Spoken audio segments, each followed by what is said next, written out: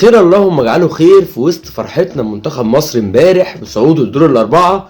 اسمع النهارده ان نادي الزمالك بيلعب في كاس عاصمه مصر ماتش مع زد.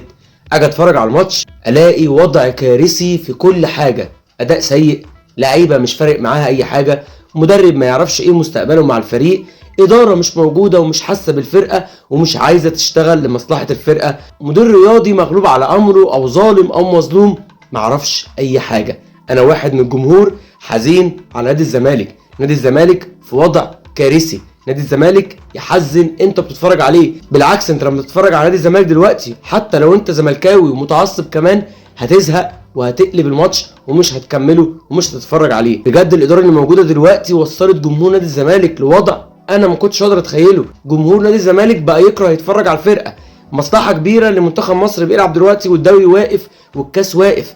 الكاس والدوري لو شغالين نادي الزمالك هيخرج من كل البطولات، مش هيكمل، ويمكن كمان ما يكونش من ضمن السبعه اللي هيصفوا على البطل لبطوله الدوري السنه دي. وكاس مصر هنخرج منه بالسهل كمان، والكونفدراليه كمان صعب جدا تنافس بالتيم ده بالاداره دي اللي مفيش حد بياخد حقه في الفرقه. اللعيبه النهارده اصنام في الملعب، الوحيد اللي محافظ على مستواه سيف جعفر من سيء لأسوأ.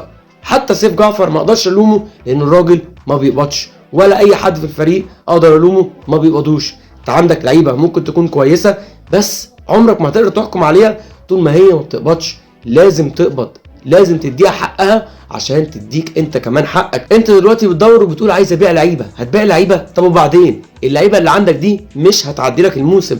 هتوصل بنادي الزمالك لفين؟ الاداره سيئه جدا. اداره نادي الزمالك انا مش عارف اقول عليها ايه تاني وحش اكتر من اللي قلته قبل كده. ما بيشتغلوش ومش عايزين يشتغلوا ومش بيدوروا على حلول لنادي الزمالك، هم ماسكين في موضوع الارض وبس. ليه؟ الله اعلم. اكيد ليهم مصالح في الموضوع ده، لكن مصلحه نادي الزمالك مش على بالهم، وهيطلع في الاعلام يغلطهم وهم نايمين في العسل نوم، والقناه شغاله بتدافع عن الاداره طول اليوم ومحدش همه نادي الزمالك. الله اعلم نادي الزمالك رايح على فين، بس اللي باين ان نادي الزمالك رايح على وضع كارثي، واللي احنا فيه دلوقتي مش هينفع يستمر. بس اللي اقدر اقوله دلوقتي ان انا صعبان عليا نادي الزمالك بالحال اللي وصل فيه والحال اللي وصل بجمهوره. انا واحد من الجمهور بقيت بخاف اتفرج على نادي الزمالك، وجمهور نادي الزمالك بقى مش متعشم في الاداره دي ان اي خير هيحصل للنادي. ربنا يستر على نادي الزمالك في الايام اللي جايه، لان اللي جاي شكله صعب ومستحيل حد فينا يقدر يتخيله.